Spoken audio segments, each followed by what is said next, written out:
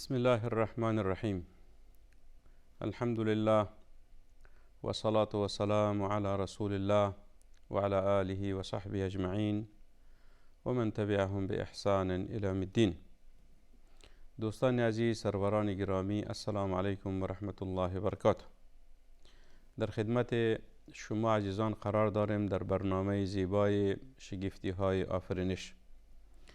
دوستان عزیز، هدف ما از این برنامه ها است که ما توانسته باشیم ایمان خود را با بالای خداوند قویتر بسازیم، عقیده خود را راسختر بسازیم و به این مطمئن باشیم و متیقن باشیم که خالق جهان و خالق هستی خداوند متعال هست. خداوند متعال ذاتی هست که هر خرد و بزرگ آفریده هست. هر آن چیزی که غیر از خداوند است همش مخلوق است و آفریدگار این مخلوقات و این کائنات تنها و تنها خداوند متعال هست. پس هدف ما دوستا همی است که ما مسائل را بحث میکنیم که ما را به خداوند متعال نزدیک می سازد. رابطه ما انسان ها با خداوند مستحکم و مستحکم تر می شود. این است هدف ما از عرض چنین برنامه ها. قرآن عظیمشان کتاب خداوند هست و این کتاب الهی برای ما خیلی مسائل زیاد را بیان نموده است و یکی از اعجاز قرآن دوستایی است که اگر ما در هر کلمه و هر عبارت و هر جمله قرآنی فکر کنیم، باندیشیم، دارای اسرار، مطالب و موضوعات خیلی زیادی هست که حتی بعضی اوقات زبان ما عاجز می شود که حق این کلمات و جملات و آیه های قرآنی را ادا بکنیم. لذا بر ماست که با کتاب خداوند باشیم، بر ماست که از این چشمه های سرشار کتاب الهی خود را بهره‌مند بسازیم. دوستان، امروز موضوع بحث ما آیه است در سوره الطارق، آیه 11 و 12. دو آیه از سوره الطارق است که انشاءالله امروز تنها در رابطه با آیه 11 صحبت میکنیم. خداوند متعال میفرماید: اعوذ بالله من الشیطان الرجیم والسماء ذات الرجع والارض ذات الصدع والسماء ذات الرجع والارض ذات الصدع. آیه های قرآنی دوستا خیلی مختصر هست، ولی هر آیه از آیات های قرآنی دارای مفاهیم خیلی بزرگی هست. اگر امروز علم بشر را شما همشه با هم جمع بکنین، همین عصر و عصر پیشرفت و ترقی و تکنولوژی بشر همه شما جمع بکنیم، شاید یک آیه قرآنی را در بر بگیرد که خداوند متعال در این رابطه می فرماید. فکر میکنم در سوره النحل هست، وقتی که خداوند متعال فرمود که والخیل والبغال والحمیر لترکبوها وزینه، در اخیر آیت باز می فرماید که و یخلق ما لا تعلمون، و یخلق ما لا تعلمون. یاد آوری کرد از چی؟ والخیل از اسبها، والبغال از استرها یا قاطرها، والحمیر از الاغها، لترکبوها وزینه. این سه وسایل ترانسپورتی هست برای شما ای انسانهای عصر نبوت، وقتی که قرآن کریم نازل می شد و یا در عصور گذشته. انسان من حیث انسان و انسان من حیث بشر، عموم انسان ها، اگر مسلمان بود یا کافر بود یا خرد بود یا بزرگ بود یا زن بود یا مرد بود، همگی وسایل ترانسپورتیشون در اون زمان ها همین حیوانات بود، همین چارپایان بود. والخیل والبغال والحمیر، سه نوع حیوانات خداوند متعال بیان کرد: اسبها، استرها یا قاطرها و الاغها. این 3 نوع حیواناتی بود که در قدیم الزمان مردم در حمل و نقل خودشان و اساس خانه هایشان چی میکردن؟ از استفاده میکردن. و حتی نه تنها در زمانهای گذشته، میگیم در عصر فعلی ببینید در استانهای دور افتاده، در شهرهای دور افتاده، در روستاهای دور افتاده، مناطقی که دور قریجات است یا مردمی که در کوه زندگی میکنن، اکثرشان دوستا تا حال از این وسایل استفاده میکنن. مثلا خصوصا کسایی که در کوه هستن یا دامنه کوه هستن یا در صحراها زندگی میکنن، اکثرشان وسایل ترانسپورتی یا حمل و نقلشان همین حیوانات است. شتر هست یا اسب است یا استرها یا قاطرها است یا الاغ هست. لذا خداوند متعال در قرآن همین چیزا را ذکر کرد. مثلا در قرآن نگفته است که مثلا طیاره ها یا هواپیما یا ماشین و موترها یا متروها یا مثلا ریل ها، این چیزا رو یاد نکرده. چرا که در او عصر که عصر نزول وحی بود این چیزا وجود نداشت. خداوند متعال میفهمید که یک وقت عصر میاد که انسان ترقی میکند و هواپیما یا طیاره میسازد، انسان ترقی میکند ماشین و یا موتر میسازد. این چی بود؟ یعنی علم انسان ها بود که ترقی کرد و پیشرفت کرد. خداوند را میدانست.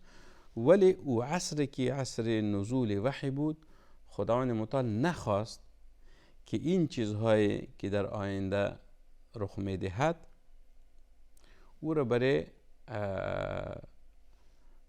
انسانهای همون عصر نزول وحی بیان بکند. اگر حتی بیان هم میکرد، اونا ایمان می داشتن، خصوصا مؤمنا، که چیزا حتما رخ میدهد.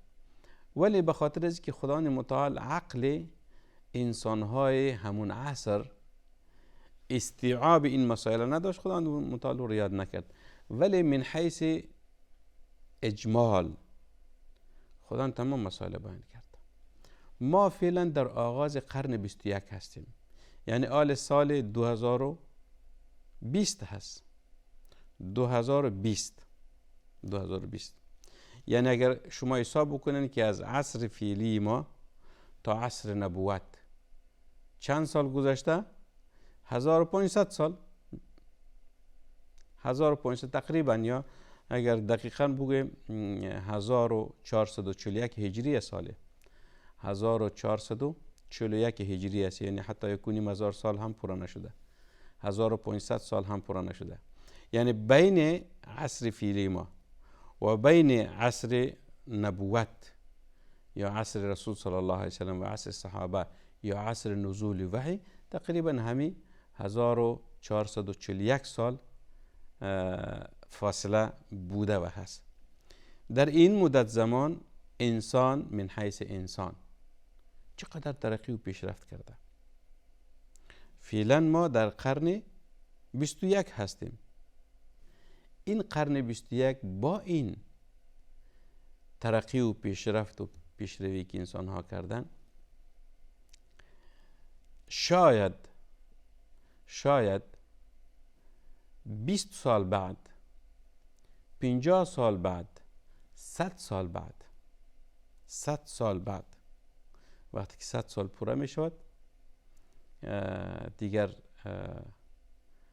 یعنی تقریبا آل خود 2021 هست، وقتی که به 3000 رسید، یعنی در وقت شما فکر بکنین، تصور بکنین که انسان در چی وضعیت قرار خواهد داشت، وجود انسان به چه شکل خواهد بود. یعنی موجودیت انسان، وجودش نه، یعنی موجودیت انسان ها در سال 3000، یعنی تقریبا آل 2021 هست، یعنی تقریبا 80 سال بعد، 80 سال بعد شما ببینید که انسان به چی کارهای دسترسی پیدا خواهد کرد، به چی کارهای دسترسی پیدا خواهد کرد.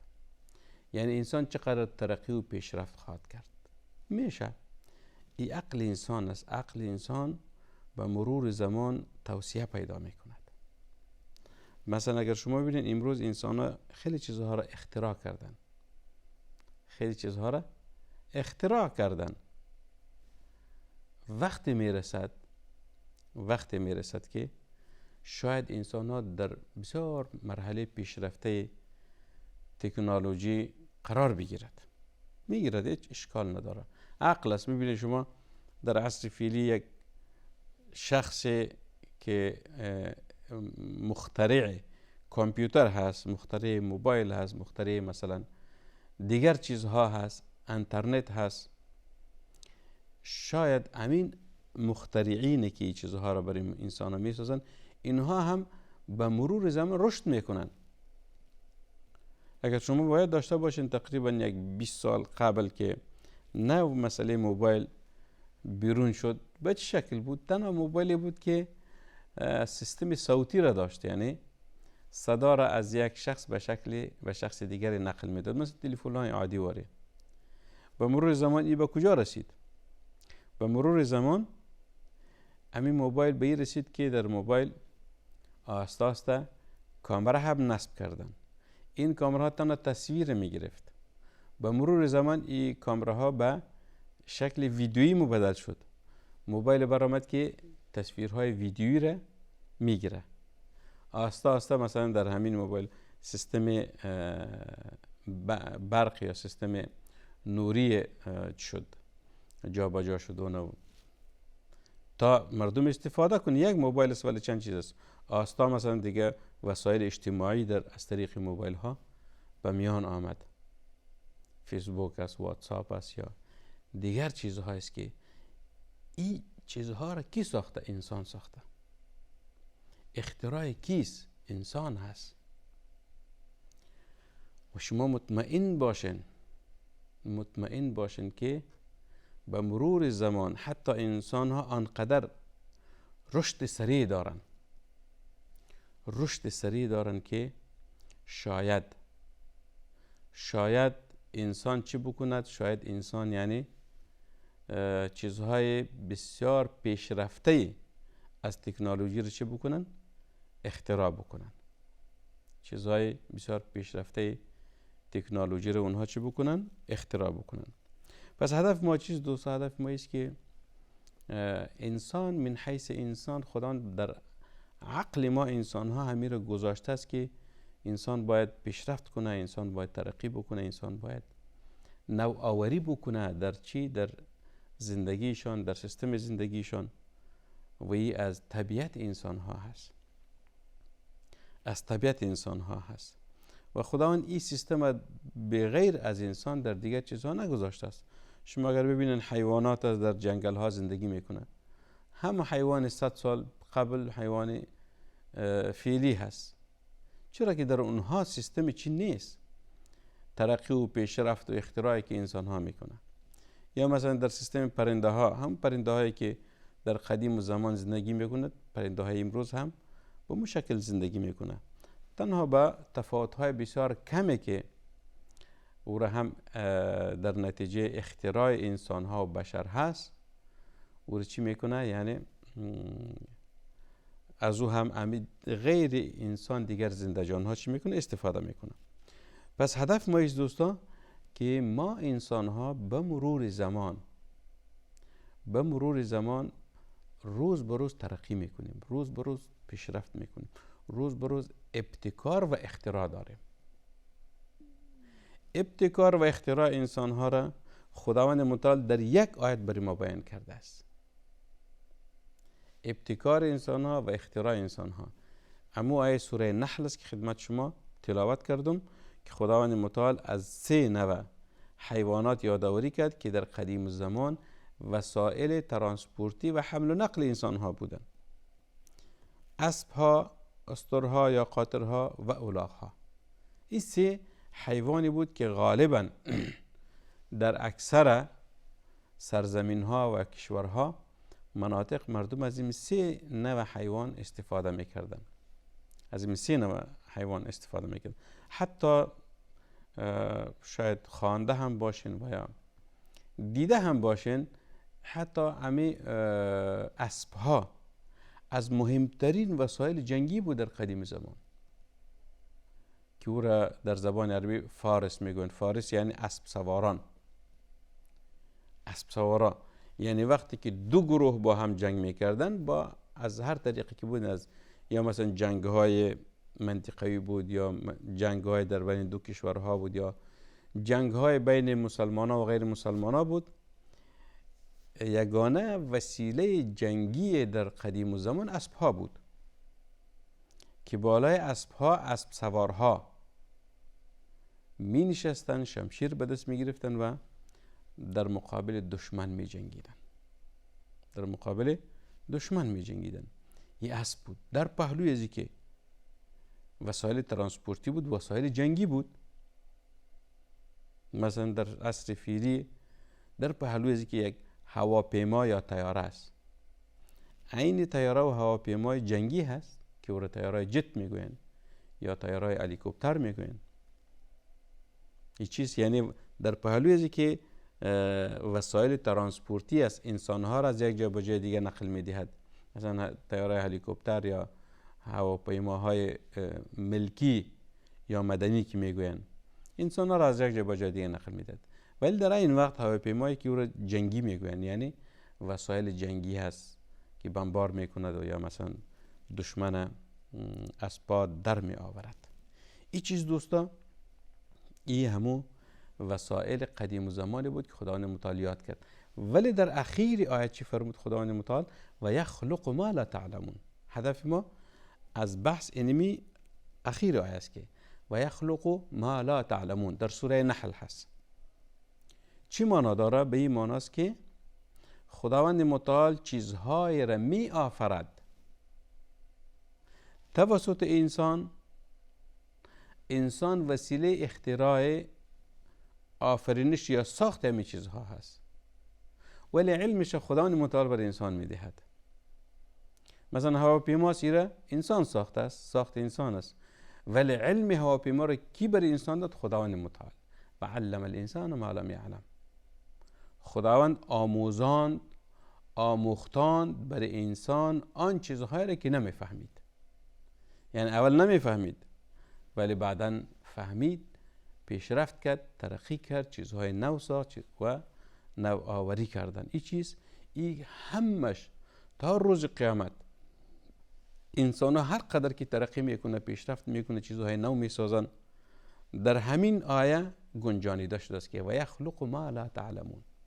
خداوند می آفرد چیزهایی را که شما نمیدانید، ما نمیدانیم. در اصل فعلی ما نمیدانیم. پس چی بود دوستان عزیز بحث ما که در رابطه به همین اختراع و تکنولوژی جهان و بشریت است که انسان ها به مرور زمان دو رابطه ترقی میکنه و دست بالای داره. و صلی الله و سلم و بارک علی سیدنا و نبینا محمد صلی الله علیه و سلم.